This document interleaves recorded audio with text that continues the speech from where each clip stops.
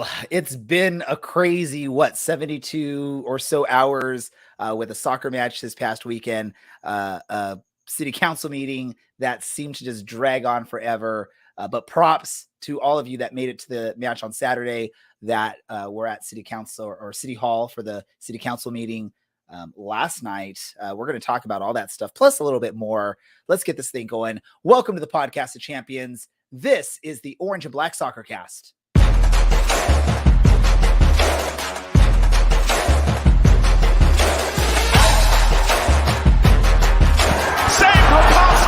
And the air leaves Allang Stadium in one large exhale. Trouble. Arozarena's beat. Orange County opens the scoring. It's Thomas. Kuninga scores! The old guard with a new trophy. This is the Orange and Black Soccer Cast, the first and only podcast dedicated to Orange County Soccer Club, its fans, and supporters. Follow us on Twitter at OCSC_SoccerCast or on Facebook at Orange and Black Soccer Cast. How's it going, Orange County? Welcome to another episode of the Orange and Black Soccer Cast, the first and only podcast that's dedicated to Orange County Soccer Club, its fans, and supporters. I'm your host, Ray Samora, and I'm here to take you through this journey as we discuss all things Orange County Soccer Club. Really quick, let me bring him on to welcome, as he always is here with us this season, and I think even last season, up in Reno, Brad. We won a championship with me here. How could you forget that I was on the show last season? I forget a bunch of stuff. I'm gonna butcher our guest's name. That's guaranteed. We know that's gonna happen here. But let's just do this. Let's bring our guest on because we don't want to keep him waiting too long. Back on the show. Welcome back. We've got Dan Rustine. I got it right. I got it right. Better. See, I wasn't thinking about it when I said it, so it just went through there. He's the president of Orange County Soccer Club. Welcome back to the show. First and foremost, I just want to get your, thoughts and your impressions and how you're feeling last night into today after what the city council had to say as far as giving the club at least one more guaranteed season at Championship Soccer Stadium. What were your thoughts when you heard that, leaving the city hall meeting and then going into today? Well, the first thing I want to say for those watching on video, apologies, I'm not better dressed. I had my suit on last night and I don't put it on very often anymore. But tonight, I'm tired of dressing up for council meetings. I just want to go back to wearing our playoff T-shirt from last year to remind ourselves of the soccer part of the job that we do here, not just the council meeting part. Look, as you said right up front, it's been quite a 72 hours for the club from having, literally every seat sold out in our biggest crowd we've ever had. More people came to the game against LA Galaxy 2 than did to the Western Conference final, which says a lot about that game and what it all symbolised.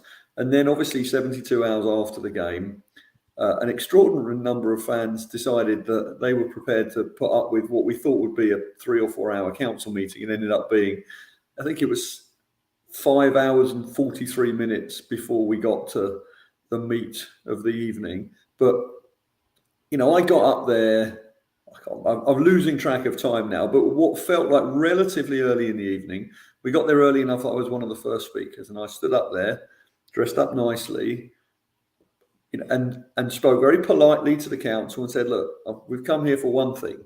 We want you to guarantee that we can play in Championship Soccer Stadium next year.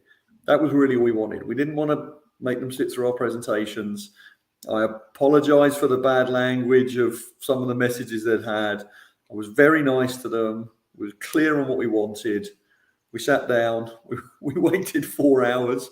And then eventually we got to the discussion. And, the discussion was quite something. But at the end of it, they voted 5-0. It's the second time we've got 5 against Galaxy this year. But they voted 5-0 that we can play at Championship Soccer Stadium in the 2023 season. And at the end of the day, that's what we wanted and that's what we got. And by the time we left, we were tired, but we had the victory. And next year we'll be back at the stadium that we all love.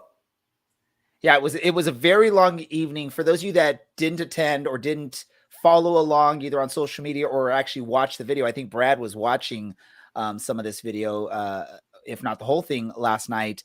I'm going to give Brad credit for this. He turned this, he related it to soccer, like World Cup draw. We got the group of death. You know, we're grouped in with climate change, some sort of asphalt concerns. And there was, I think, one other topic that I can't remember off the top of my head, but I mean, we got in that group, and I think I know my contacts at the club were prepared for a long night because we knew that there was going to be some really lengthy discussions for some of those things. Props, though, I know with the city council, I think it was council member Argon. I can't remember how his last name is spelled. I think Agrin. The asphalt item agenda came to call, and he sort of didn't want to waste too much time on that because I think he knew that was going to be a very lengthy discussion if you really focused on it. So he was, I think, nice enough to sort of, let's talk about it briefly. Let's push it over to the next meeting because that's something we can do. And then it allowed for time to get onto this topic of the stadium. I wasn't unaware until someone brought it up late in that meeting that I guess at 11 o'clock, they can decide, do we continue with topics or do we push them off to the next meeting? So I guess everyone that was there was glad that we got to the meeting last night and not have to come back another Tuesday evening in the future. Right. What was, so now that the clubs had time to sort of discuss what the city did, you know, it did extend it, but there are a few little requirements or requests that they're going to have. And they also are requesting the talk about what the turf is going to look like in the near future. Any discussions that the club had, anything you can say that the club has discussed based on what we knew now that you guys have had a few hours to digest it all? Yeah, I mean, look, we put out a statement last night. I think I put out a video statement, which watching it again makes me look very tired, but I think it was because I was very tired, as were all the other people there. And the main part of that statement I put out last night was a thank you. You know, it was a thank you to the fans who attended on the night.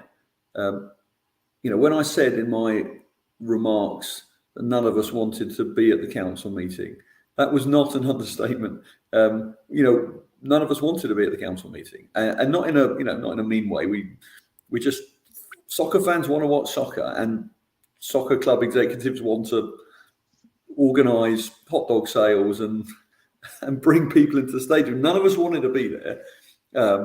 And as the evening dragged on, I think we felt that, but we got to the discussion and they gave us what we wanted. And I think we woke up this morning, put out another sort of statement, exactly where the club's position is. And, you know, I've watched back the discussion of the video from last night during the day. And to be honest, our position hasn't changed. We're still pleased. We're still, well, you know, I think season tickets like push came out today, and to be clear, not in some kind of, you know, greedy commercial way, but we couldn't really do much with season tickets until we knew where we would be playing, and now we've got certainty. I know people wanted to vote with their feet, and people have been buying their season tickets, and we're pleased to be back there. And you know, there is going to be I think at the next meeting, it wasn't entirely clear, but at a meeting soon, there'll be a discussion about whether they want to turf the field or not. There's some discussion about making sure the stadium's more available for community use. And, you know, to be honest, I'm not worried about any of those things. We just wanted to be able to play there. The MOU's been rolled over, actually, thanks to an amendment by Councilman Carroll. Some of the risky terminology in the MOU, which said maybe it could be terminated at any time, that was actually removed. But even before that, the city lawyer said they would never terminate it just for the sake of it anyway, which, you know, I mean, I'd like to think we weren't too worried about that, but we're definitely not worried about that now. So from our point of view, you know, we get to play at the stadium. I spent the morning phoning city staff, many of whom I have a great relationship with. I mean, I've only been in this role, as you know, for not that long, and I didn't have much to do with the city before. That was, you know, Jeff Garner's job. But the meetings I've had with the city workers at, I guess what you would call working level, they're all very nice people, and we like working with them. And I called everyone up today, and we talked about the fact that we get to work together for another year and talk through some of the practicalities of preparing the fixtures for next year. it was all very amicable. We're all very pleased that thanks to last night, we get to do more of this. And so our position remains the same. We're very happy for us. We're very happy for you. And we're very grateful to both you, the fans, and the council. Yeah. So one of my first questions for you about this whole dilemma, first of all, very satisfied with the outcome. Obviously, 2023 is guaranteed. Hopefully we have talks with the city that go well. But is the team willing to play on turf? I know turf isn't necessarily or it doesn't need to be grass in USL. A lot of other teams do play on turf fields, although not ideal. But what's the team's official stance on the turf? Yeah, that's a good question. I mean, yeah, look around the league. There's turf.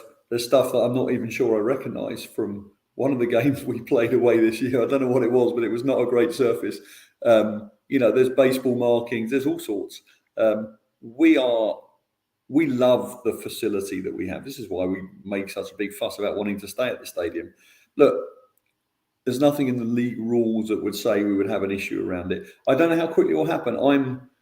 I'm not going to tell you that I am an expert on conversion from grass to turf.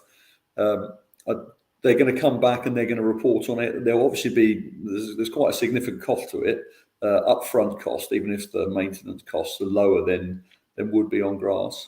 I don't know if they'll be able to do it in time for next year. We would rather play on grass. Our players would. The scouts who are potentially trying to recruit our players to European teams, which, as you know, is a huge part of what we're trying to do at this club, I think would rather see video of our players on grass.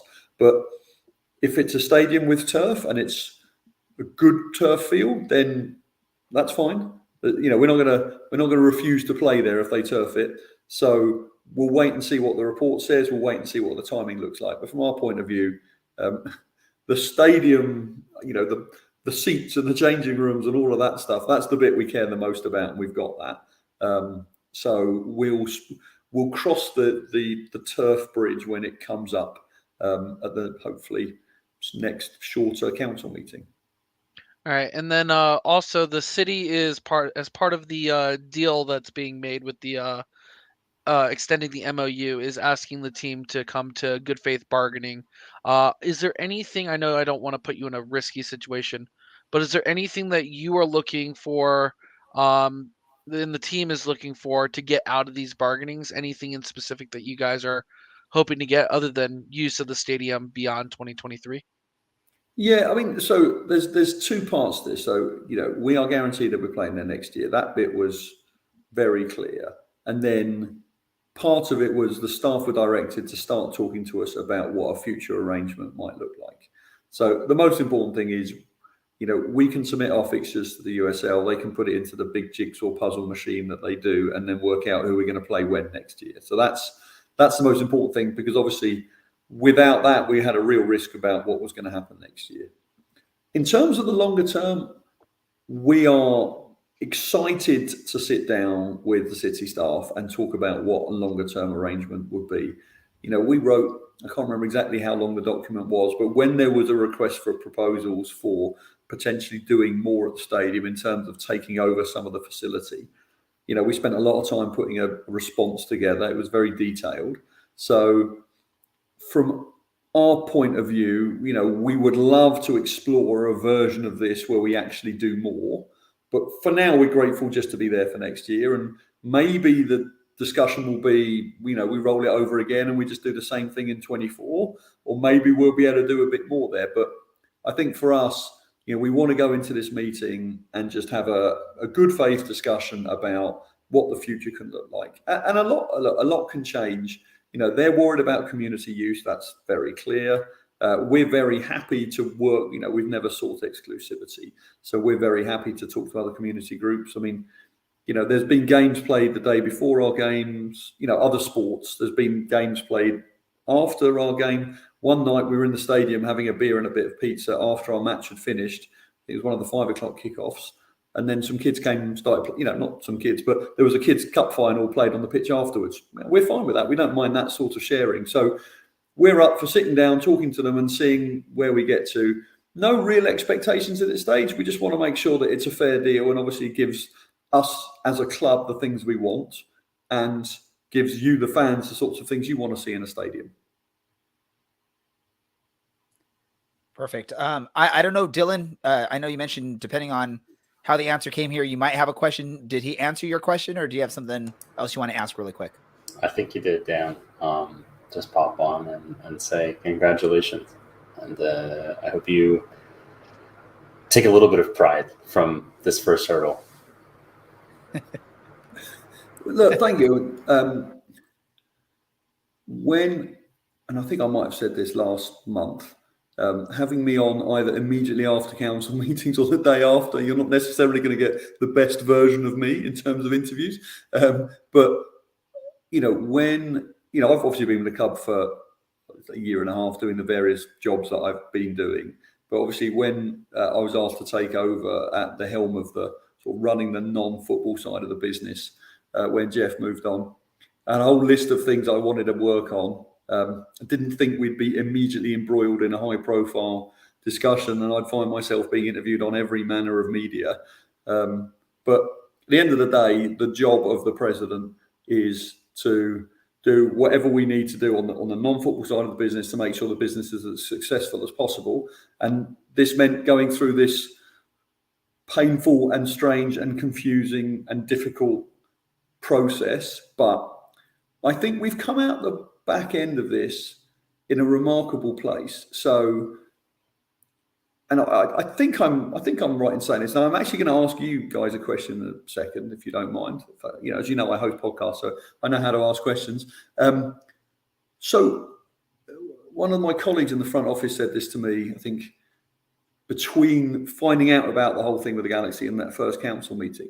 The bond she felt with the fans has never been stronger, because it's like anything in life. You don't know how much you value something until someone tries to take it away from you. And it was amazing last year when we won the trophy, and there was quite a lot of you flew to Tampa.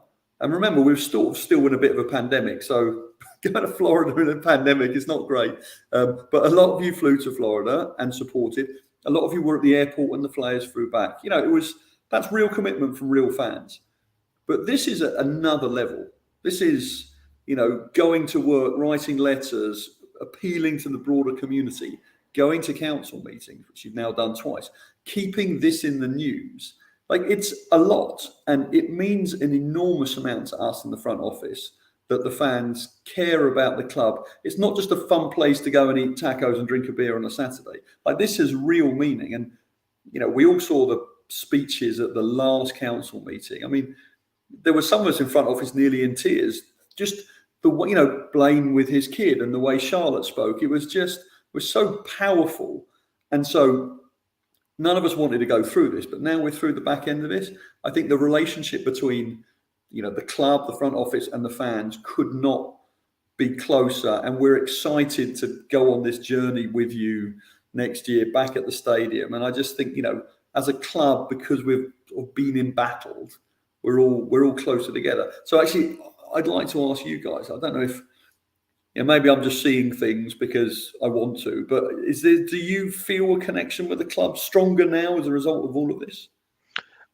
If you don't mind, I'd like to take this one first. As a fan who has been on both sides of the scenario, where we have had, up here in Reno, a team that's collapsed or folded, and now against the wall, we've had a team in Orange County that has definitely rebounded. In both scenarios, the fans are the same, because obviously, first and foremost, especially in a league like the USL, it's a lot more personable.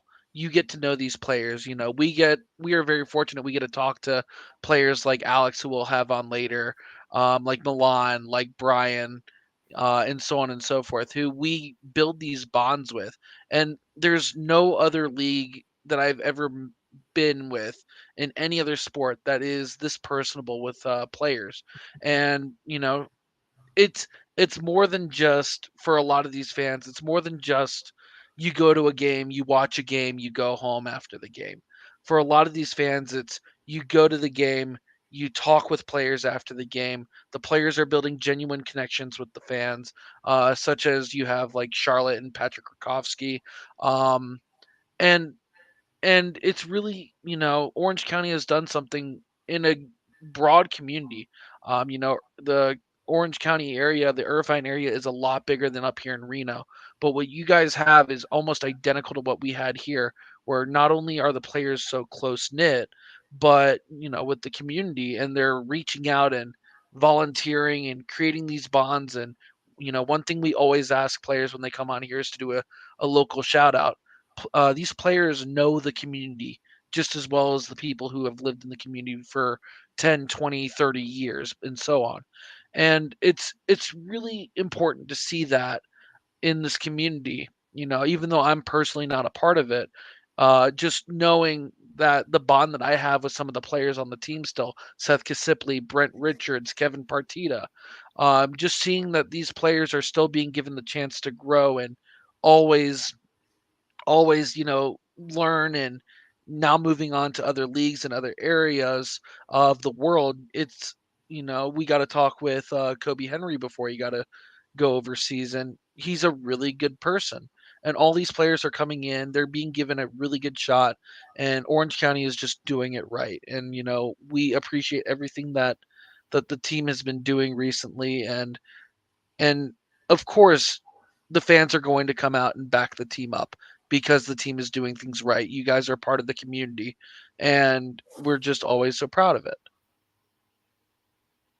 Let me just say one quick thing really quick on top of that, right? Is the way this league is set up and the way, everything is here, this same situation can happen in anything. It could happen in Major League Baseball. It could happen in basketball, probably not to the extent where a city's going to try and pull something, but these types of things can happen. And if those situations happen in those leagues, fans aren't going to be able to stand shoulder to shoulder with ownership and front office staff. That they're going to still be in separate areas when all this stuff is going on. And that's what you have with this community-based type of team is, we're all at the city council meetings, and we're standing shoulder to shoulder with you, with James Keston, with Oliver, with Richard, with any, players that might be around it from time to time.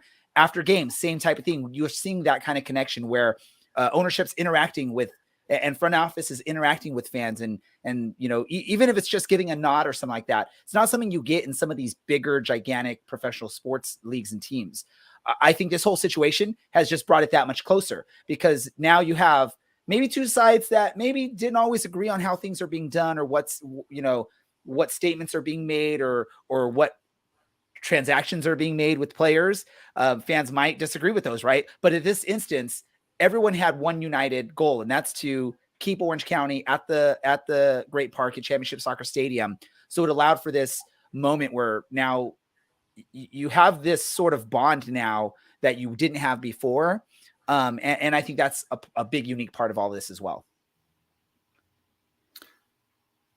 I love those answers. And I think all of my colleagues in the front office, in fact, everyone who knows me gets bored of me talking about AFC Wimbledon because they're my club at home. But, our club's been through a version of this. I mean, it is a slightly more extreme version because the club was literally moved MK Dons, right? MK Dons? Yeah. And so we had to start again at the bottom of the pyramid and go up 9 promotions, and now we're in League Two.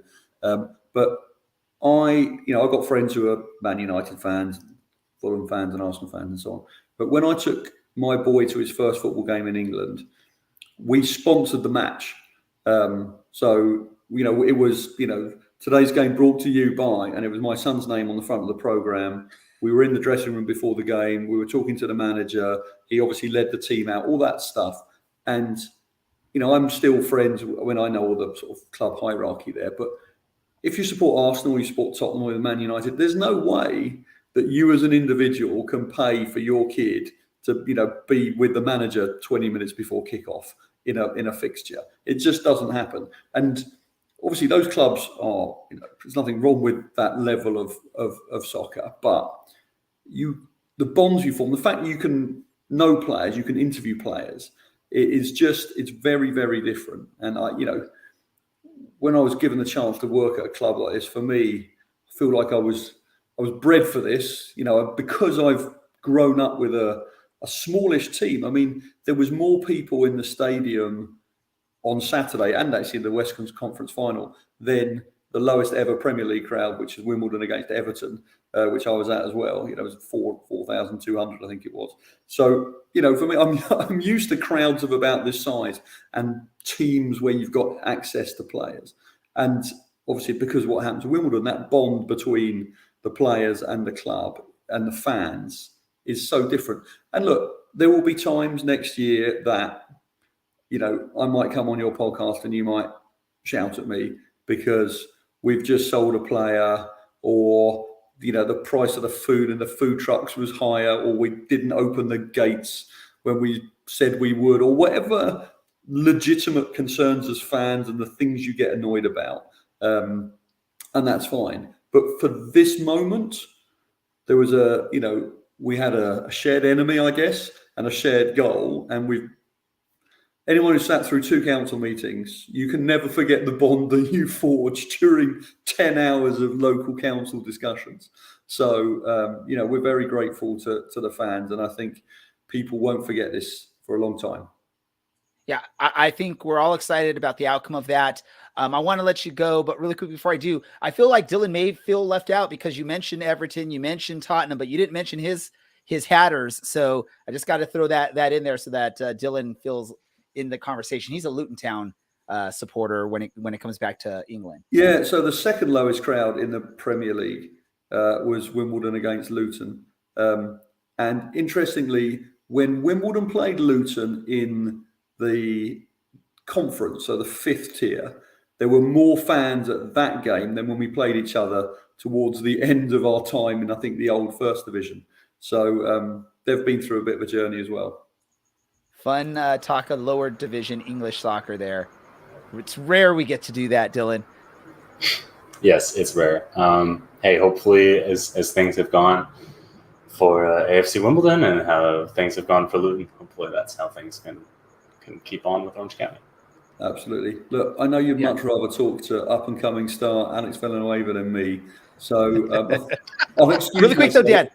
I want to let you know, because you don't get to do this often when you do this because you're representing the club, but I know you do a podcast. Let our listeners, if they want to check out your podcast anytime, where can they find it?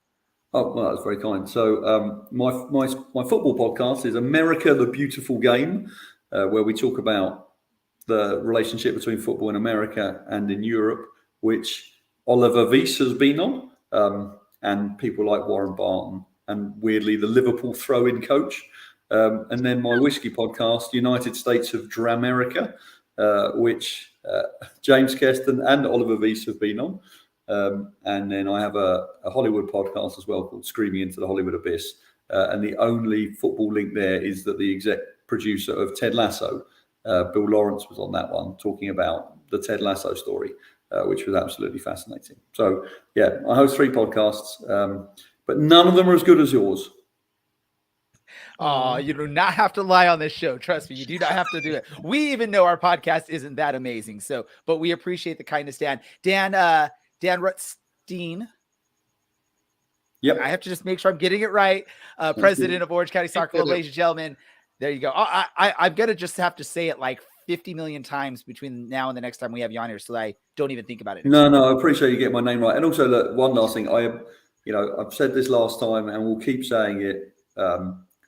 Thank you to you guys and the broader fan base of this club and, frankly, the soccer community all over the country, because this was a journey that we went on and fan power played a huge part of it. And we are incredibly grateful to your support at matches. And now we know away from matches as well. So thank you. Awesome. Thank you so much for taking some time to join us here on this episode. We're going to move right along. We've got another guest scheduled for this show, and he's been waiting patiently to jump on the screen here with us. So let's go ahead and bring him on. That's me. And that is Mr. Alex Villanueva from your Orange County Soccer Club. Alex, I believe this is your first time joining us on this podcast, on this show. Welcome. How are you feeling after that big win over LA Galaxy 2 over the weekend? Thank you guys for having me. I'm feeling good. Obviously, it's a big win for the club and also for the season as well to get our confidence and going into the next 5 games, and hopefully we can do something late in the season. But I'm glad we got the win. I'm glad everybody came out to support. Now, obviously, the season probably hasn't gone the way yourself or most of the players on the club, or probably all the players in the club, anticipated going into the season. But you have been a steady and also a very bright shining point of this club throughout the season. You've had some standout performances. As of late, you've been a pretty big standout performer. Although you don't get those big stats like goals like Milan Olowski's getting and things of that nature. But the fans do see it. I want to let you know the fans do see the work you put in there, because there's always backroom discussions that we're talking about who was the man of the match, and your name is always one of those names that comes up. Let me just, how did you come about joining Orange County this season, and have you achieved what goals you may have had coming into the season as well? Yeah, so originally when I come from Tacoma, I came from the Seattle Sounders organization and everything like that. I remember playing Orange County last year, and I would show up to like their away games, like our away games. We would go to Orange County. I was like, oh, this is such a beautiful place to live, all this, and I just loved it. I loved being in the area. The fans were also nice when we went there. It was my first time playing in front of like a lot of fans, especially. So at the end of the season, I had the choice to go to certain USL teams, but Orange County was the main one on my list. I think it was the first one I wrote down in the off season. And so I had my agent call up Peter Nugent, and it was just right away we got picked up, and I was grateful to be here. And since I've been here, it's been a great club. They've really brought me in, and they've really trusted me with playing and being a consistent starter and everything like that. So I think it was a great choice to come here, and obviously the fans are even bigger this year after the whole 2021 USL Championship. Make sure I get my years right, but everything just planned out and worked out just great. So I'm glad. As a young soccer player, obviously, I'm sure you notice, you see the teams that are trying to develop youth players and try and help them move on to bigger and better things. And I'm going to assume Orange County is one of those ones that you look at and you see some of these players that have played for Orange County and now moved on. Players like Aaron Cervantes. Now you got like a Ronaldo Donis, who at the beginning of the season we didn't know was going to be moving on, but he did. A Kobe Henry. Do those types of things, when you see that as a young player, does that entice you even more to potentially look at joining a club like that, knowing that maybe it's not an end step of your career, but just sort of that stepping stone to move on to bigger, better things? Yeah, of course. That's the main plan, is to come here and play. Obviously, play my heart out every game and stuff like that. But the main goal is to move on and do bigger things and bring more light to the club. I think they've done great in the past developing younger players. For example, Kobe, I roomed with him for the first few months that I was here until he left, and I could see how he talked about the club and how great it was to be here and how they developed him as well. And that played an important part of me coming here, obviously. And I also just feel like I needed a lot of like game time and to be in that environment with a winning team and all that, so I could develop farther as a player. Even if it means going to the MLS or going overseas, I think this is a great place to get my foundation correct and hopefully move on to the next step later. Are there any players on the roster for Orange County that maybe have taken you under their wing, or anyone on the team that you've appreciated the advice or the help they've given you so far this season to help achieve those types of goals? Of course, the coaching staff also plays an important role in that. Paul Hardiman brought me in, and we do video all the time, going over games and what I can improve. I mean, Mike Orozco, I play alongside him every game. He always tells me, gives me pointers and stuff. He's an experienced dude. So, I mean, I always listen to what he has to say. And sometimes, I mean, I take it with a grain of salt because he repeats the same things. But he's really taken me under his wing and helped me improve this season, especially on the defensive side. I'm going to hand it off. I will let Dylan ask a question too. I don't want to hog all the questions. Dylan, do you have a question for Alex? Oh, thanks, Ray. Hey, Alex, who's got the better left foot? Is it you or Miko? Me or Miko? I don't know. We would have to see in training. I don't know yet. I don't know yet. We'll see. That is Well, a surprisingly humble answer. I expected you to just throw him under the bus immediately. No, I was going to ask this as a Anything. follow-up. I want to ask this follow-up. Like you've probably seen the free kick that Miko drilled in the final. Can you make that shot if you were in that situation? Ooh. I practice my free kicks a lot, but never from that range. So personally, I don't think I could have that amount of power and technique to hit it that far. I'll work on it obviously in training so I can hit those as well. But for right now, I think Miko has a stronger shot for that type of distance. All right, go ahead, Dylan. Oh, or was that your only question? No. We've got some more. Alex, you've been six-ish months since the beginning of the season. Yeah. What's a local spot you found yourself going to when you're not at training? Ooh, Laguna Beach. I really love the beach. Yeah, I go with my roommates Ian and Corede. We go there all the time and just sit and enjoy the views. Feel like that's mainly it because I like to come after training and kind of sleep, get my rest. I'm a heavy sleeper. I love taking naps and everything. So, I mean, if I'm not at the beach, then I'm probably sleeping at home. Okay, now we've got a fan question. Is Albie as fast as you have heard? Yes, he's fast. He is fast. It's like deceivingly fast because obviously he doesn't have those quick little strides, but he moves. When he gets moving, he moves. Are you faster than him? Ooh, I would say I'm quicker. I would have to race him. I haven't raced him, so. It sounds like training this week is going to have a lot of nonsense going on. A lot of battles, a lot of aimless sprinting around. Probably shouldn't make you dig any holes any deeper than they need to be. Yeah. Right, back to you. Oh, that's all your questions, Dylan. Wow. I've got one more, but we'll save that. We'll save that for the end. Let me ask you this, because you mentioned you like to go down to Laguna Beach. Do you go to like the main part right there where that famous like Life Tower is, or do you go to more of the secluded areas like Thousand Step Beach or one of those other areas? What's your preferred location? My preferred location is the West Street Beach. It's a small little beach on the side because I like the small beaches a little more, but we've lately been going to Thousand Steps, and Thousand Steps, the waves are kind of crazy there, but it's fun to get in the water over there. So I really enjoy Thousand Steps as well. Do you surf?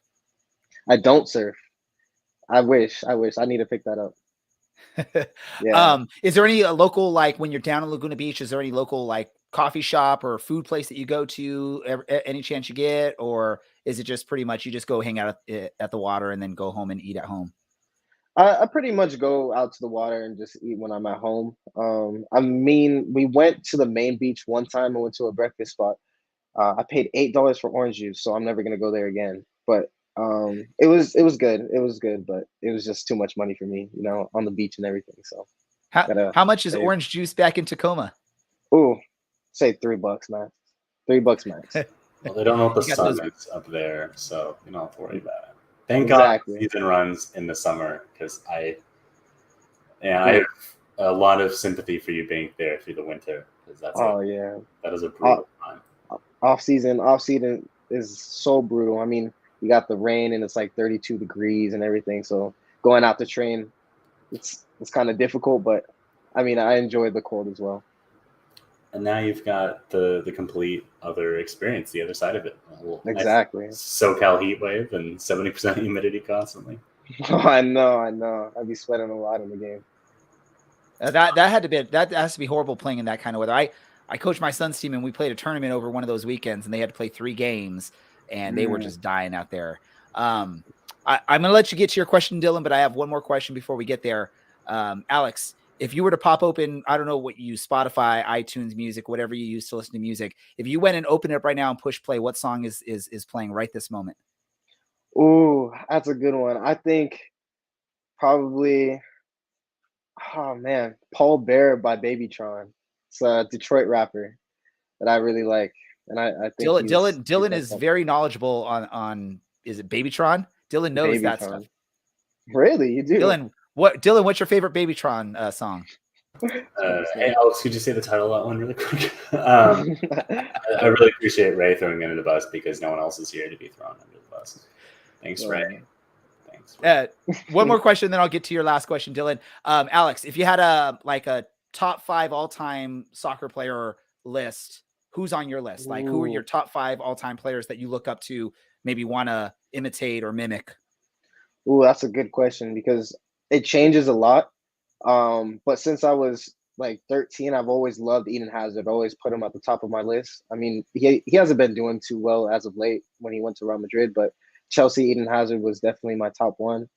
I don't think Messi and Ronaldo count because they're just different. I mean, both of them are ridiculous. So I'd have to say Eden Hazard, Leroy Sané. I love Leroy Sané. Kingsley Coman. All wingers. Marcelo.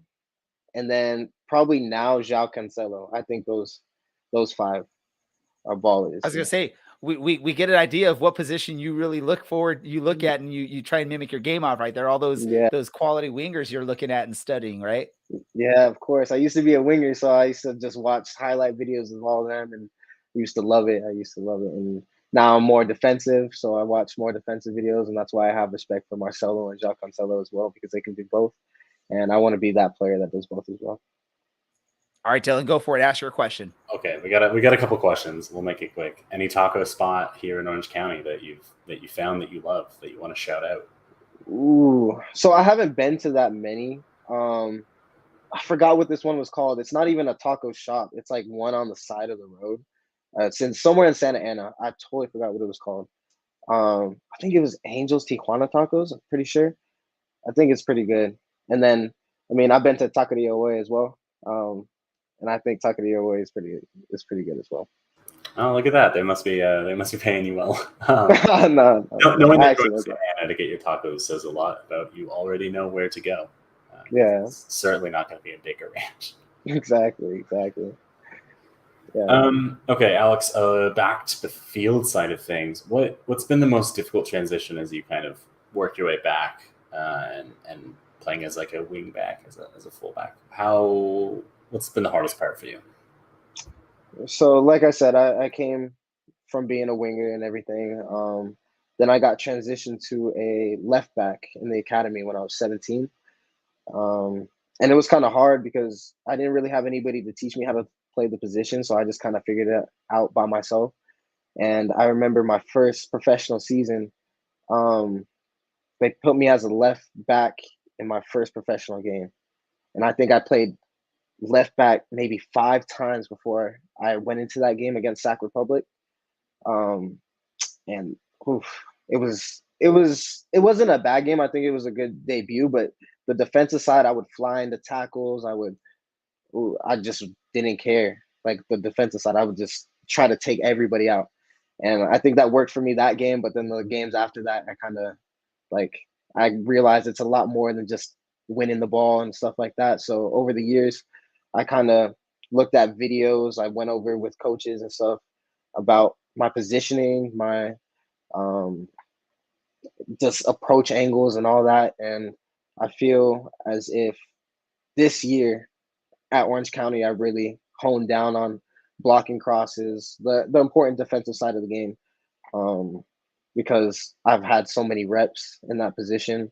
And I've had coaches like Paul Hardiman, who used to be a left back when he used to play, teaching me just the proper ways to defend. And it's just been a lot easier since I've been here. Got it. And then finally, what is your favorite vegetable, Alex? And how do you prepare it? Ooh, spinach. And I just steam it. I love spinach. Good man. Yeah. Good man. He's going Popeye style there, right? Going Popeye style, just down that can of spinach and just get those big old muscles going. Yeah, truck people over. You turn into Adama Troy or whatever, however you say his name out there in at Wolves. Yeah, Adama Traore. He's a big man, and he said he doesn't lift weights. I was gonna say he lifts weights, and you could tell he's putting some like baby oil on his skin before the game, so that way, as a defender trying to grab him, you're just slipping off. That must be annoying. That must be frustrating as a defender when you're trying to stop that man. Oh yeah, of course. I couldn't imagine playing against him. It's huge, but yeah, he's a good player as well. I respect him for that. All right, awesome. Well, Alex, go Dylan. I was gonna say we've got your Instagram up. on the screen already. But any final words or any places we can look for you off the pitch? I really don't have any final words, but I would like to thank you guys for having me on the podcast, and I would like to thank any fans that are on the podcast as well for coming out and supporting us throughout the season through thick and thin. And just our last home game is against San Diego Loyal, so I hope everybody comes out to that one. I'm sure there's going to be a nice turnout for that final game of the season, and hopefully we get to watch you guys go on a nice little run here to wrap up the season, to leave a good taste going into 2023. Alex, thanks once again for taking your time to join us tonight, ladies and gentlemen. Alex Villanueva, your left back for Orange County Soccer Club. Thank you so much for jumping on the podcast with us, sir. Thank you guys for having me. All right, I'll see you guys later. Awesome. It's time, Dylan, for us to go back to the classic Orange and Black Soccer Cast where there's just two of us. It's just Dylan and Ray on the podcast. Do you remember those days? Yeah, I'll cut the camera and it'll be just like the good old days. This is old school days, no camera. Dylan, for those that didn't watch us back in the early days when we didn't really know what we were doing, we still don't really know what we're doing, but we knew less then, right? Dylan would refuse to put a camera on. We had to I had to force him to get a camera going at some point, and he finally did. I think when we went to StreamYard, which is what we used to do this, he finally decided to go camera. Let's do this, Dylan. We had guests, and it was fun. We were having a good old time. Leaves us with very minimal time to actually talk about the soccer on the pitch. We're gonna just ignore the match against Monterey Bay because that was not a fun match. So we're just gonna jump right into the match that was fun for all Orange County fans, and that was the last home match over the weekend against LA Galaxy 2 that saw Orange County win the match 1-0. Not the most impressive first half for Orange County, but definitely they came out with a lot more energy in the second half, made some tactical changes. I was speaking to some of the players and Coach Richard Chaplow. They all said the team needed more energy in that second half. And we saw that. I think a big part of that was Ugo Coley jumping up there and just putting press on the goalie and press on the defense whenever he had an opportunity. And eventually, Mr. Golden Boot leader Milan Olaski was able to put the ball in the back of the net. Dylan, watching from wherever you watched that match, what were your thoughts on that 1-0 victory for Orange County? Man, I mean, to echo what you said, we were piss poor in the first half, and we are lucky that it wasn't probably 2-3-0 by the time we went into the half. But it was kind of the same thing last year, where if you're really sitting off the ball for large periods of the game, you're not going to see a lot, and you do have to hope that your strikers are going to be clinical. Ugo had a great shot to force a save, and Milan with the rebound going across goal to the far post. All you had to do at that point was hit the target, and the keeper had no chance of getting it. So they combined well for that, and it was nice to see. I feel like this game means a lot more for us fans because this is the Galaxy organization. These are people that we are probably at best incredibly annoyed with, and at worst, how should I put this? Be nice, Dylan. Be nice. Be nice. Very unhappy with. Yeah. Let me ask you this, Dylan, really quick, because obviously you weren't at the match at the stadium. Correct. But did you see, after Milan scored the goal, he mouthed something towards the LA Galaxy bench, although it was way across the field, but it was definitely intended for them. And if anyone found an angle of that, if you can read lips, you probably can tell what he said there, but not so friendly, nice things to say. But I want to say this, the intensity of this match from the players in the second half, awesome.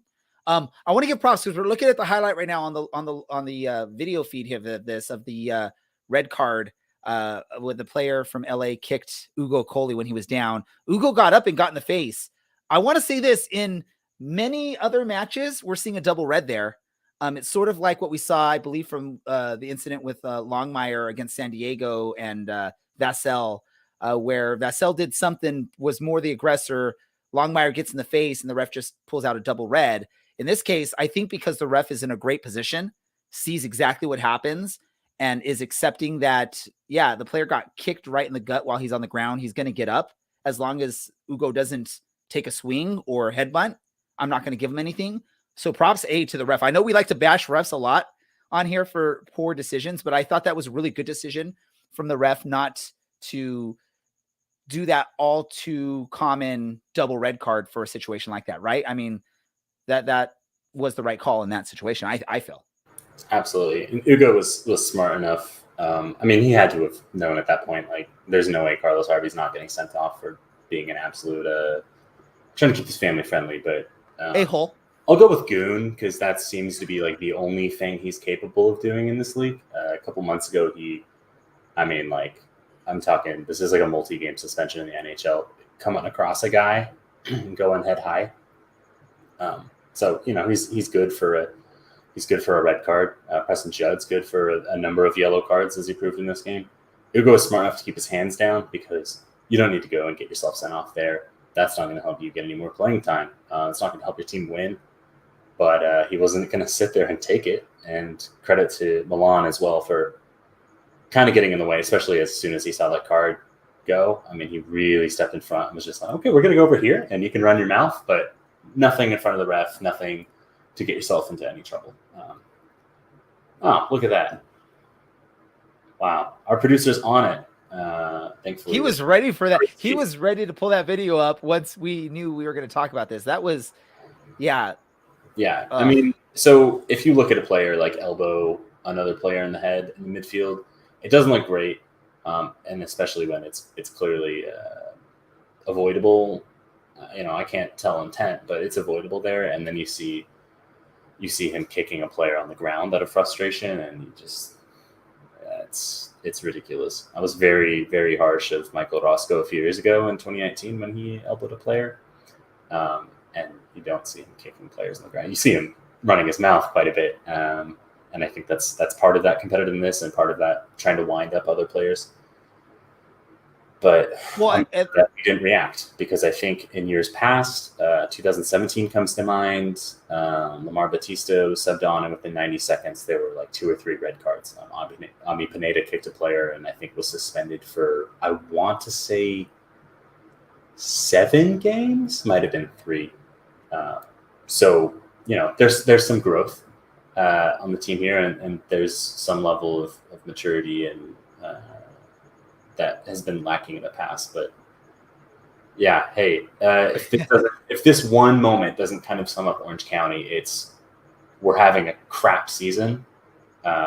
We've got one bright spot in Milan Olaski and some player sales and some development working out, and then we're getting kicked while we're down, right? Galaxy's trying to take our stadium while we're in this horrible season, and you know what? We just get up and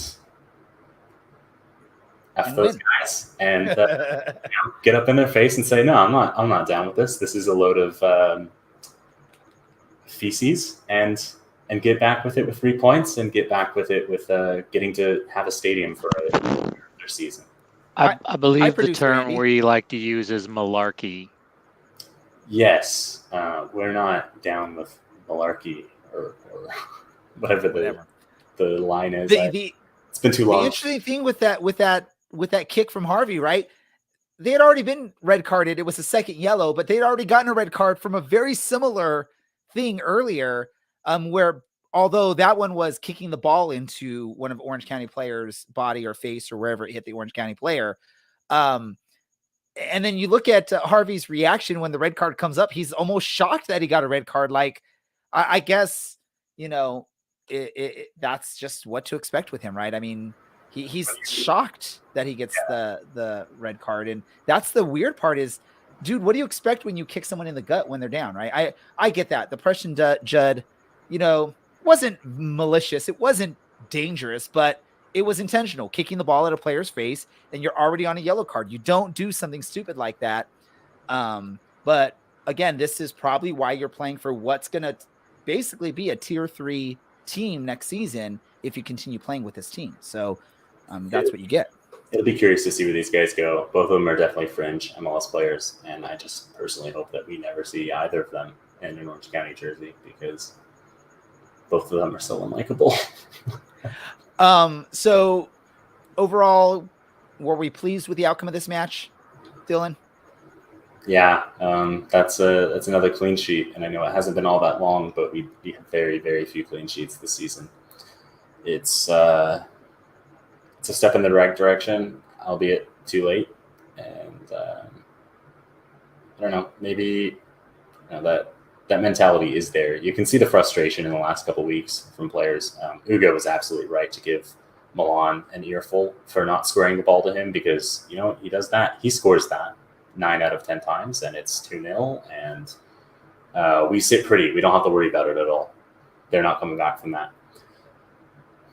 Instead, he tries to take it on himself, and I get it. He's looking for that record, and you can get the sense that he knows that he should have squared that ball. And thankfully, we didn't get punished for it, because, it's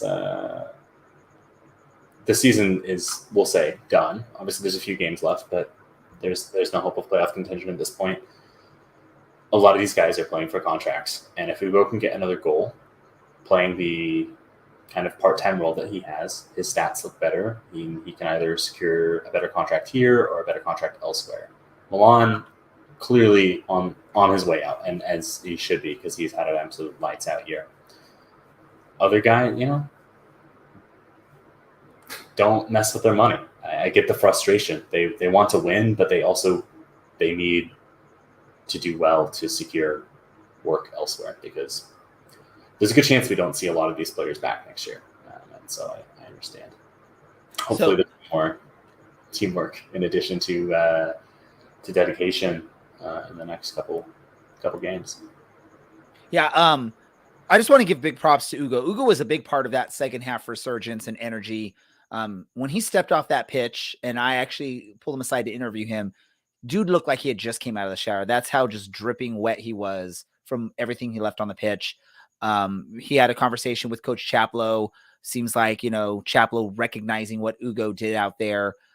So hopefully that's noticed.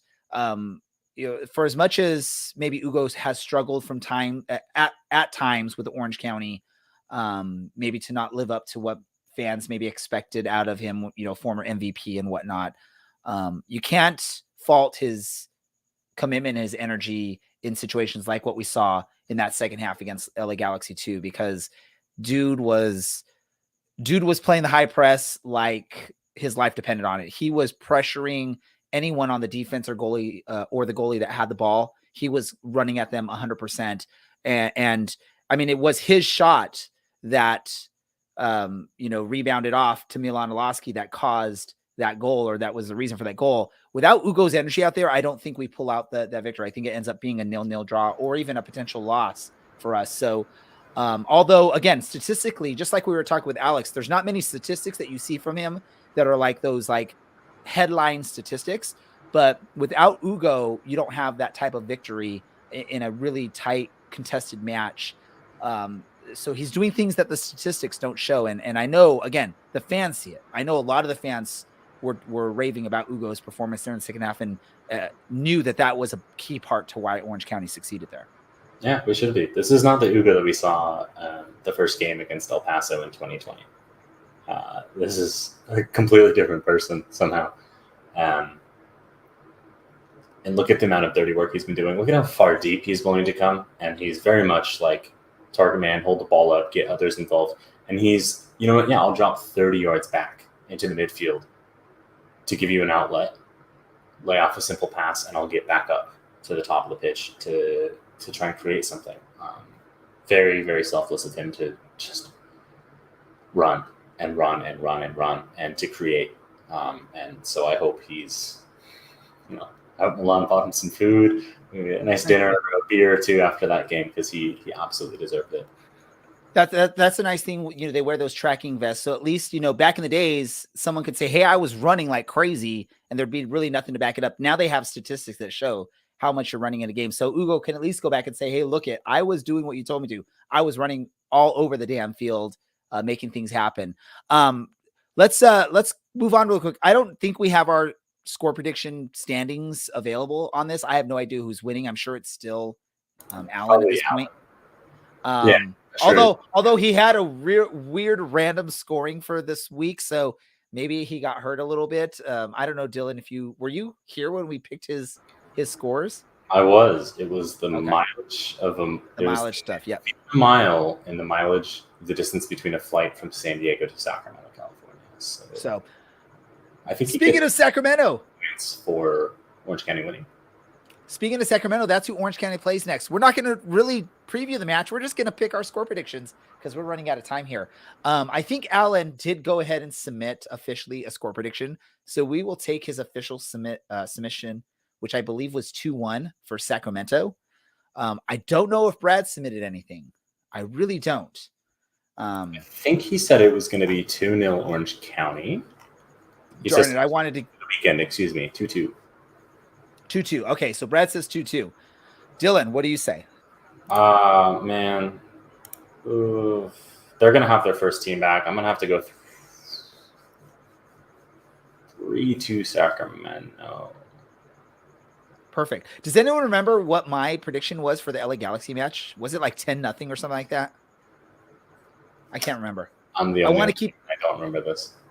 I want to keep the good things going, so I want to just stick with whatever my last prediction was. So I'll just say this, Brad, whatever my last prediction was, we will mark that for my prediction for this match. Let's keep it going. We got Joseph Figueroa on the stream on YouTube saying it's going to be a draw 2-2. Jen is saying boo. Is that how you say that, Dylan? Yeah, I think she's probably not so thrilled with me for picking an Orange County loss. I do have that would be boo, right? I just want to make sure I'm pronouncing that word correctly. You're our word person, our word expert. I don't know. I'm here. This could have just been you. 2 p.m. kickoff on Sunday, which is weird. And you'd think, oh my God, Sacramento in September, but it's supposed to be raining. So this actually kind of throws some level of chaos into the game. Who knows what's to come? And on Mackie says 3-0 to the County Boys. Yeah, so let's see what happens. We got some faithfuls here that actually believe that this team can do this. Do you have any important soccer random stuff, or do we want to just go to our random thoughts? No, I don't think I have any important news. Awesome. Random thought time. What's your random thought, Dylan? Wow, dreadfully underprepared. It's not like I didn't know this was coming. I feel it's very strange that random teams are wearing black armbands. Because the Queen died? I'm very confused. Someone please explain it to me, because we're not... I don't know if anyone knows this, but we're not in England. There's actually kind of like this crazy thing in our history, and our producer could hop on because I think he was a history major. I don't think England was super down, or excuse me, the United States was super down with the monarchy. So consider me a very confused, albeit maybe not that educated person. You down with the monarchy? Yeah, you know me. You down with the monarchy? Yeah, you know me. Oh my God! Please stop. Yeah, I'm pretty sure we had a war, so that we wouldn't have to worry about it. I'll have to check on that and get back to you. I do have a degree, but I was more like Manifest Destiny type history than I was, pre-Declaration of Independence. Oh, so basically, what you're saying, potentially, Dylan's creating fake news here. It's possible. And as far as I'm concerned, Manifest Destiny, colonization, monarchies, kind of the same deal. Again, I'm not a smart person. I don't know a lot of things. What's your random thought, Ray? Now that all the English people have left, you can just willingly talk about Tottenham or something. Go Tottenham. They looked bad against Sporting in the Champions League, so I'm not going to talk about them. Random thought for me is, man, I hope to never have to sit through a city council meeting ever again, and listen through a bunch of stuff. Although it was pretty entertaining. We Andy was there. We were having fun with some of the comments and some of the people's reactions at the meeting. I know there was a lady that was sitting next to one of Orange County fans, Chuck Eldridge, that was very, very invested in the was it I can't remember if it was the asphalt or the global warming stuff, but she was very invested to the point that she was like making comments under her breath right next to to other people and nodding her head and all that stuff. So it was fun. And then there was also some people coming on the Zoom call that were very, very passionate about some of their arguments. And I think we joked a little bit like, man, they think we're bad. Listen to some of these people. You should be scared of these people talking to you. So, but yeah, hopefully never have to sit through a 4.5, 5, 6 hour long city council meeting ever again. And I think most Orange County fans would agree with me on that. I think Andy would agree with me, our producer. So I made it like 30 minutes and it was too boring. I was like, I can't believe, no wonder democracy is at an all-time weak point, because God, but it is an important part of democracy. It is important to get to make decisions on stuff. We need to find a way to make them more exciting. I don't know if, look at what between no more city council members being like, great job on taking the initiative on, let's keep this one up in the future. No, I want like a cage match for what they believe in most. Like UFC. All right, there we go. Mackie corrected on YouTube. Mackie corrected it. It was correct. It was the cybersecurity vendor that the lady was super passionate about. Hey, Orange County can tell you it's important to not get hacked. Believe me, we would know. We do know that. It was like a 24-hour period. Let's wrap this thing up. We're way past our time. I want to thank everyone, our guests, Dan Rustine, from president from Orange County Soccer Club, also defender from Orange County Soccer Club, Alex Villanueva. Brad did his Dylan cameo for this episode earlier on. Dylan for actually hanging out for a full episode. I know Alan is somewhere out there. Larry's somewhere out there, and Andy producing the show. Thanks everyone for listening. We appreciate you listening and following and commenting and all that fun stuff. Stay tuned for more news as it comes. We're going to be still looking at what's going on with the stadium thing. We still have a bunch of docs that are supposed to come through. If we're still interested in finding out more information, we will let you know if there's anything that's juicy and interesting and whatnot. But thank you once again. This is the Orange and Black Soccer Cast, and we are out.